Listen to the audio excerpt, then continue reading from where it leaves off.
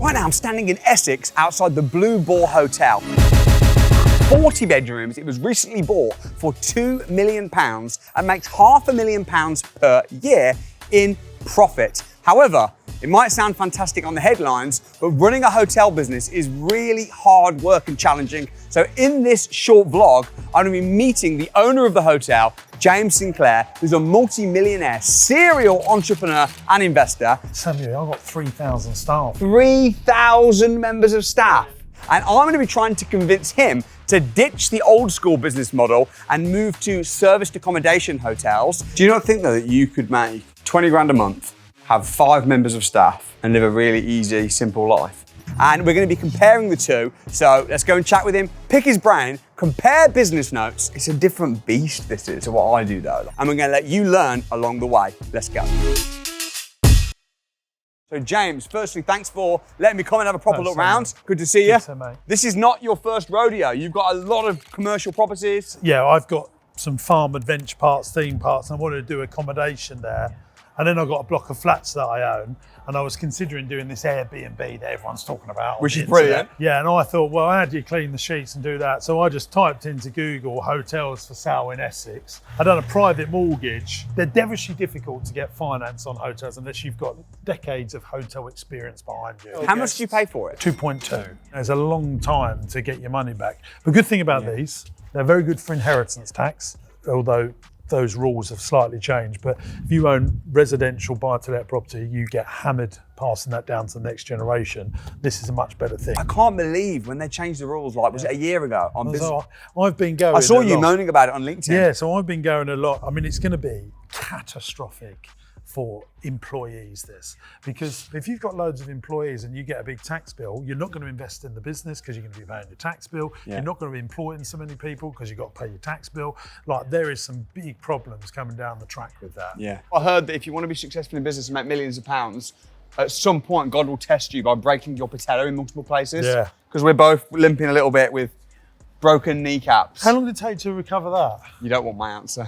Like more than a year. About 8.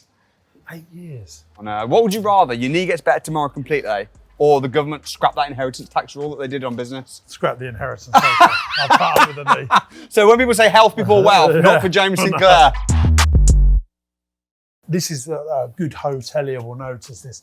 Like that little bedside table, you've got to have glass tops, so they have to be done. Otherwise, you know, you get tea stains, coffee stains, because these are abused all the time. And so you're constantly doing maintenance. It never ever stops. But you must know from your hotel, like, it's constant. It's not that bad though. I don't know what you're I reckon talking about. you're not on it as much. No, I see the maintenance bills and it's not huge. How much have you spent in total then on the renovation of this entire hotel? 400-ish. Maybe $500,000. And what do they get? So do you do breakfast? Yeah, do breakfast. Do you? It's a different beast, this is, to what I do though. I see you with this, kind of struggling a bit. You say it's a lot, all the maintenance, but that's you with a really, really good team.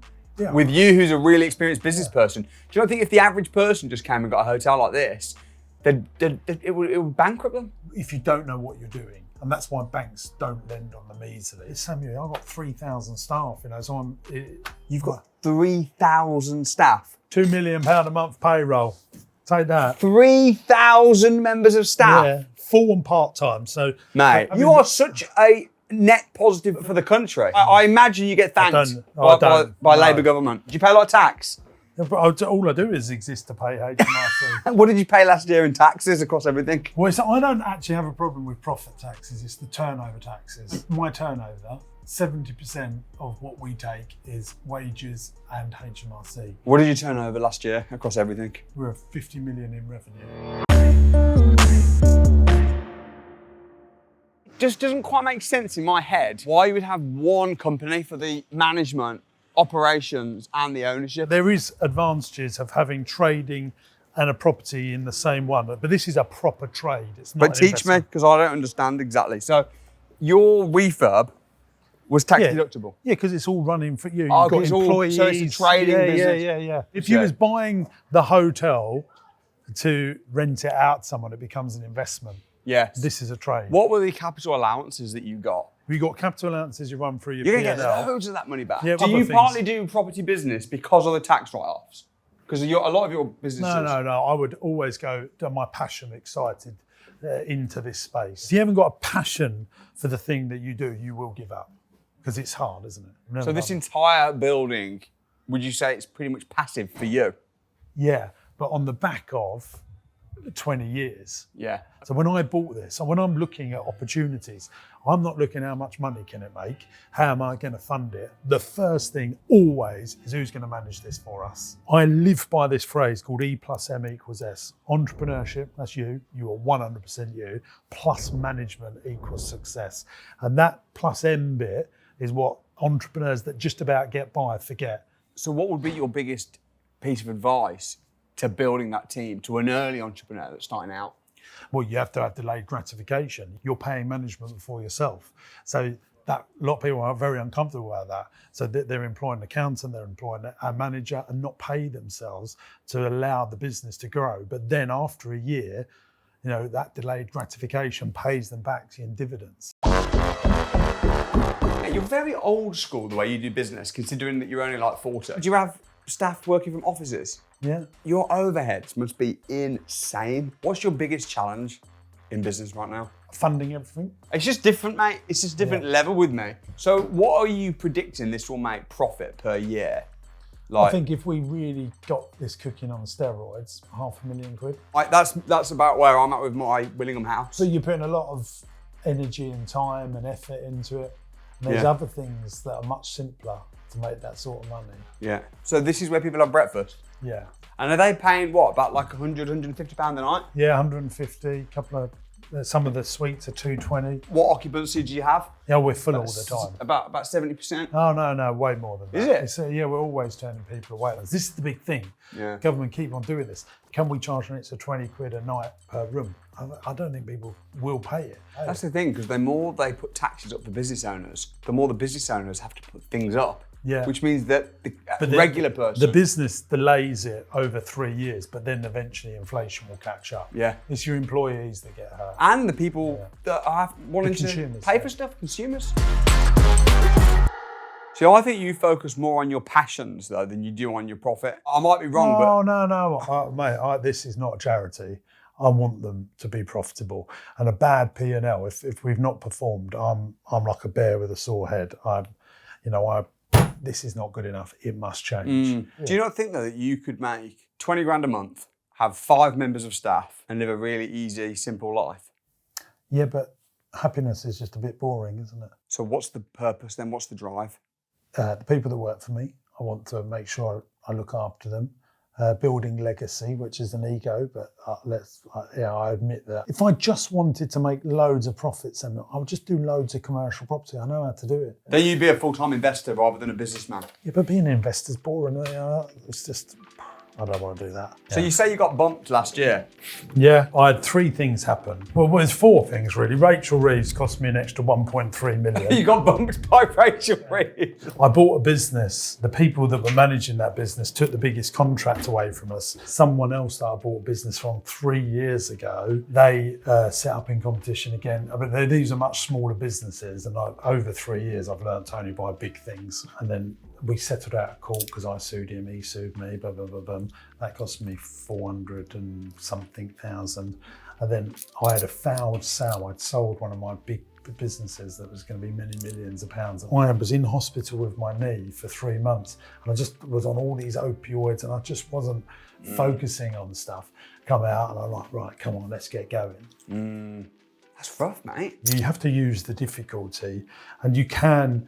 I had these I had a really good 4 years of everything going my way, and every now and then I think it's very good for very successful people to have a big punch. Find it hard though, talking about, I know you're talking about a lot of the struggles, but you have the wins. I don't like showing off about that. The opposite of most people. I mean, I talk about both. But you seem to only talk about the challenges. Is that deliberate? Is that because you want to show people what it's like in the real world? No, I'm saying there's plenty of the good news stuff, but I also don't like sugarcoating. I don't wish my life on many people. Yeah, I have the nice house, I have a nice car. There are times where you have to have awkward conversations, you have to let people go, things don't go your way. How much can you take those punches, and how much are you continually willing to take action when life tells you those things. So of all the businesses then that you run, which one is the most fun and which one makes the most money? Well, the most fun, the adventure parks are what I love. The one that I think is easiest is the commercial property portfolio. You know what though? Have you seen 4 rooms where they go in each of those hotels? So it's a show. Someone stays at your hotel and then you stay at their hotel and you judge the hotels. Yeah. I'd like to see that with me and you, but where you judge my business model and go around and look at how I'm running it, look at the management, look at what I'm charging and compare it. You've turned yours much more into a hands-off investment. It's serviced accommodation. I've only got 1 employee that manages the entire thing and we're doing good, you know. What sort of revenue turnover do you do there? It does about 45 grand a month revenue. Our best ever month was 83 grand and the profit is around 28 grand a month. But now we're doing weddings and stuff, so I think it will go up. Yeah. What do you think of that business model there? Sounds better than this one, but we're in here and this is what I inherited. When you're starting things from scratch, which you sort of more or less did there, that's a blessing. Have you read the 4-Hour Work Week? No, but I know the book. What do you think about the concept? No staff, systems. There's another brilliant book called Built to Sell, where you build commercially profitable enterprises. But are you building to sell? Because I'm not. Well, if you're not, then you do that. But if I was going to buy that business, it would put me off because there's no management. Yes. You can still get a high valuation on my type of business model. From a mortgage point of view. After a couple of years or so of books. And I bought that on an option as well with the £1 deposit. Lovely. And there'll be loads of those because loads of people don't want to run hotels. Why don't you get one of those? Compare it. Pay a £1 deposit, get a serviced accommodation, run it really systems based. Yeah. And there is an argument to do that. And if one of it's those, a good business model. If one landed in my lap and it all stacked up, and I thought, yeah, I'd do it. I'd have a look. Would you ever leave the UK? Probably not. No, I like it. I understand it, and I'd like to try and fight to make it better. Well, mate, I rate it. And I wish you nothing but prosperity. And you, sir. And you're a net positive for the country. So what do you think? Do you reckon James will switch business model and start running serviced accommodation hotels? I think you can agree. He's built an incredible empire. He's had a lot of challenges and struggles as well as successes. I'd love to know your thoughts in the comments. Let me know. And if you want to get into property and if you want to do it the 4-Hour Work Week way and the smart systemized way, like I do, I'm going to be running a completely free online training showing exactly how to get started for a complete beginner. I'll leave a link in the description and I'll see you on the other side.